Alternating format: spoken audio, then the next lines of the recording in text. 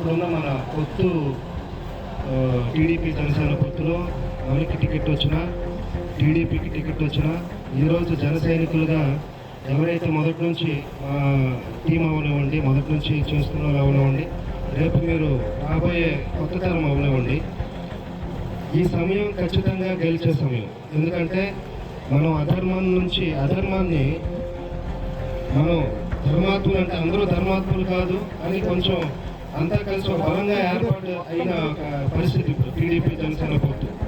ఈ పొత్తులో ఖచ్చితంగా మనం వైఎస్ఆర్సీపీని ఓడిస్తున్నాం, ఖచ్చితంగా చాలా బలంగా ఓడిస్తున్నాం.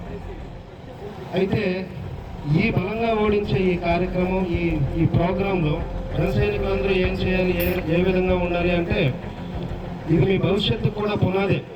జన సైనికులందరూ, నేను మీకు ఒక స్టోరీ చెప్తాను వినండి. ఒక ఊళ్ళో 2 వర్గాలు ఉన్నాయి. ఆ 2 వర్గాలు అంటే ఇప్పుడు చాలా పురాతనమైన వర్గం. ఇది ఎక్కడి నుంచి వచ్చింది అనేది మీరు పురాణాలు చూస్తే తెలుస్తుంది. అయితే ఒక వర్గం ఏంటంటే 50 మంది ఉన్నారు, ఇంకొక వర్గం 200 మంది ఉన్నారు. ఇక్కడ ఓర్పు చాలా అవసరం. చాలా ఈ కథకి ముఖ్య ఉద్దేశం అంటే ఓర్పు చాలా అవసరం. 50 మంది ఏం చేశారంటే పెళ్లిళ్ళు చేసుకొని ఒక్కొక్కరు 15 మంది 25 మంది కన్నారండి. ఈ 100 మంది అలాగే నియంత్రణ, మనం చాలా తక్కువ, మనం మెల్లిగా వెళ్దాం అని చెప్పేసి అలాగే ఉన్నారు. ఈ 100 అనుకుంటే 50 మంది కాస్త 1000 మంది అయిపోయారు.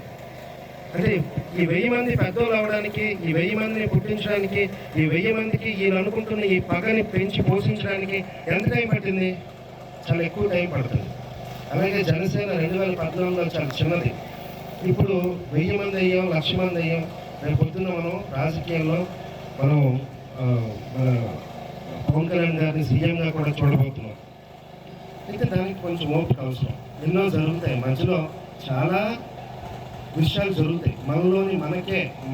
మనలో ఉన్న జన సైనికుడే వాడి పెద్ద మన ముందు నిల్చోబెడితే వాడే మనల్ని తొక్కుతాడు. అలాంటివి కూడా జరుగుతాయి. ఇది రాజకీయం, దీనికి ఓర్పు అవసరం. ఒక్కసారి మనం వెనక్కి వెళ్ళాం. ఇప్పుడు 2019లో వెనక్కి వెళ్ళాం కదా, వీళ్ళేమీ లేదు కదా, వీళ్ళకి ఇంతే పర్సెంటేజ్ కదా, వీళ్ళు ఇంతవరకే ఉన్నారు కదా అంటే ప్రభుత్వంలో ఉన్నాడు భయపడింది ఎంత పర్సెంటేజ్ ఓటు సంపాదించారు పవన్ కళ్యాణ్కే తప్ప ప్రతిపక్షంలో ఉన్న టీడీపీ కాదు. అవునా కదా? సో మనం ఖచ్చితంగా ఒక స్థాయి, మనకి ఎంత పర్సెంటేజ్ ఇందాక అన్నట్టు మనం 50 మందిమే ఉండొచ్చు, కానీ ఓర్పుతో మనం 1000 మంది అవ్వాలి. అంటే మనం ఇప్పుడు మీరు అందరూ పెళ్లిళ్ళు చేసుకుని పిల్లలు కానీ మనం కాదు నేను అంటుంది. మన పక్కనే అంటే ఎవరైతే తటస్థంగా ఇటు ఈ పార్టీకి ఆ పార్టీకి ఎవరికి సంబంధం లేని కొంతమంది ఉంటారు. ఎవరో చెప్తే ఒక అన్యాయానికి ఆకర్షితులయ్యి అటు వెళ్ళిపోవచ్చు. వాళ్ళందరితో ప్రశాంతంగా మాట్లాడదాం. ఆడు పోస్ట్ పెట్టాడు, ఆడికి ఇంకేదో చేసేద్దాం, ఆడి జెండా ఎగరేసాడు, ఆడికేదో చేసేద్దాం కాదు. ఆడిని మనం వైపు ఎలా తీసుకురావాలి, ఆడిని మనతో ఎలా కలుపుకోవాలి, మన పర్సంటేజ్ ఎలా పెంచుకోవాలి. ఊర్లో కూడా మనం వెళ్తున్నప్పుడు, మనం మాట్లాడుతున్నప్పుడు ఎవరు అంటాడే మీకేం లేదబ్బా, మీ ఓటింగ్ పోయింది, అదేంది అన్నప్పుడు కూడా ముందు ఆయన చెప్పింది వినండి.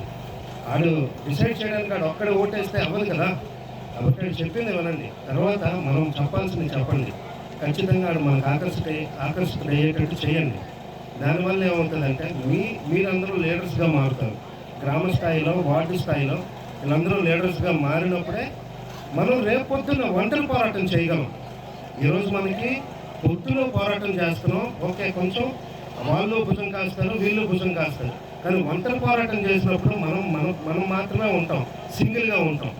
ఆ రోజు ఖచ్చితంగా చేయాల్సిన పని ఏంటంటే, ఇప్పుడు మనకి నెక్స్ట్ 5 yearsలో మనం చేయాల్సిన జన సైనికులు చేయాల్సింది, ఈ 2 monthsలో జన సైనికులు చేయాల్సింది ఏంటి అంటే, మీ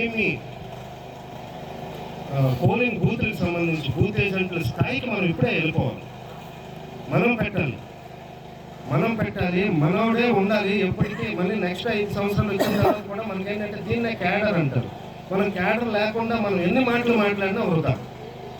మన క్యాడర్ అనేది మనం ఎప్పటికీ ఉంచుకోవాలి. ఈరోజు చూడండి, మేమందరం ఒక 5 10 మంది గ్యాదర్ అవుతాం ఎప్పుడు. ఎందుకంటే ఇది మా క్యాడర్. బికాస్ మేము ఆ రోజు నుంచి ఈ రోజు వరకు ఉన్నాం. మాకు ఇండివిజువల్గా ఒక క్యాడర్ ఉండొచ్చు, నా వెనక 1500 మంది ఉండొచ్చు, ప్రతి ఒక్కరి వెనక 1500 మంది ఉండొచ్చు. కానీ ఈ క్యాడర్ సరిపోతుంది గెలవడానికి. కాబట్టి మీ అందరినీ తీసుకురావడం, మీ అందరి సపోర్టు మాకు కావాలని అడగడం, ఇలాంటి కార్యక్రమాలన్నీ చేయడం జరుగుతుంది. కాబట్టి మనం అందరం కలిసికట్టుగా ఇక్కడ మనం ఇంకొక మాట, మేము ముందు వచ్చాం మీరు వెనకొచ్చారని కదా. ఆయన పొన్నంశెట్టి మోహన్ గారు అక్కడ కూర్చుని ఉన్నారు. ఆయన ఎవరు లోక్సత్తాకి ఎమ్మెల్యే క్యాండిడేట్, మనతో పాటు ఒక సామాన్యుడిగా కూర్చున్నాడు. చూడండి ఇంత పెద్ద ప్రోగ్రాము ఎటువంటి ఇది లేకుండా అందరినీ చూస్తున్నాడు, అబ్జర్వ్ చేస్తున్నాడు. ఇలాగే ఎవరు ముందు ఎవరు వెనక, ఎవరు ముందు వచ్చారు ఎవరు వెనక వచ్చారు, ఎవరు ఎంత పని చేశారు. ఇప్పుడు రేపు పొద్దున్న మన పార్టీలోకి ఇంకొక పెద్ద ఆయన జాయిన్ అవ్వబోతున్నాం, మనం వాళ్ళకి అండగా ఉంటాం, వాళ్ళు మనకు అండగా ఉంటారు. ఇలాంటివన్నీ కూడా జరుగుతాయి ఫ్యూచర్లో. ఇది కేవలం అంటే మేము చెప్పేది రేపు మనందరికీ మంచి జరిగే పని, దానికి ఈరోజు ముహూర్తం లాగా మేము చెప్పడం జరుగుతుంది. రేపు జరిగే ఒక మంచి పనికి మీ అందరినీ కూడా ఆ మంచి పనులు మీ అందరికీ భాగస్వామ్యం తీసుకురావడానికి ఇవన్నీ ఈ కార్యక్రమం అంతా జరుగుతుంది. కాబట్టి ఇక్కడికి వచ్చిన ప్రతి ఒక్కరికి పేరు పేరున ధన్యవాదాలు తెలియజేసుకుంటున్నాను. ఇలాంటి కార్యక్రమాలు మళ్ళీ చేద్దాం. గెలుపు వచ్చాక కూడా చేద్దాం. ప్రతి గ్రామానికి తిరుగుదాం. ప్రతి గ్రామంలో జన సైనికులందరినీ కలిసికట్టుగా ఉండేటట్టు చేద్దాం. ఎటువంటి సమస్య వచ్చినా పోరాటాలు చేయాల్సిన సమయం అయిపోయింది అప్పుడు బ్రిటిష్ వాళ్ళు వచ్చినప్పుడు. ఈరోజు ఏంటంటే మాటలతో లేకపోతే యుక్తులతో, ఎందుకంటే వీళ్ళందరూ కూడా మనల్ని ఆ రకంగానే తీసి ఈరోజు శ్రీకాకుళం జిల్లానే వెనుకబడిన జిల్లాగా మార్చారు.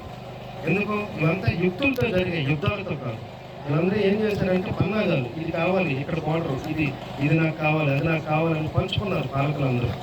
ఈ పంచుకునే పాలన నుంచి మనల్ని మనం ముందుకు తీసుకొచ్చే పాలన. మనందరం కూడా ఇప్పుడు మన స్నేహితులే ఉండొచ్చు చాలామంది, మీరు అర్థం చేసుకోండి. మీ ఫ్రెండ్స్ ఉండొచ్చు, ఇక్కడ చదువుకుని ఉంటారు. ఇక్కడ చదువుకుని ఉద్యోగాలు ఎక్కడ చేస్తున్నారు? ఎక్కడో బెంగళూరు, హైదరాబాదు, ఇంకెక్కడో చేస్తున్నారు. ఇక్కడ కష్టం వచ్చింది, పొలం సరిగ్గా పండలేదు, వెంటనే ఏమవుతుంది? ఆ పొలం మీద పెట్టిన డబ్బంతా చేసుకోవడానికి, మళ్ళీ అప్పు తీర్చుకోవడానికి అలా ఎక్కడికి వెళ్ళాలి? హైదరాబాద్ కూలి పనికి వెళ్ళాలి. అంటే ఇక్కడ వ్యవస్థ లేదా? ఇక్కడ మనం పని చేయలేమా? ఇక్కడ లేబర్కి ఇది లేదా? అంటే సోర్స్ లేదా? లేబర్ అవనవండి, ఏ ఉద్యోగానికి అవనవండి, ఇంక దేనికైనా ఉంది. ఇక్కడ ఎందుకు లేదు? అక్కడ ఎందుకు ఉంది? హైదరాబాద్లో వాటరు, ఇక్కడ వాటర్ ఒకటే కదా.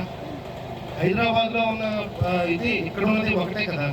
దీన్ని ఎందుకు మనం డెవలప్ చేసుకోలేకపోయాం? దాన్ని మాత్రమే ఎందుకు డెవలప్ చేసాం ఇన్ని సంవత్సరాలు అని ఏ రోజైనా మీకు అనిపించిందా?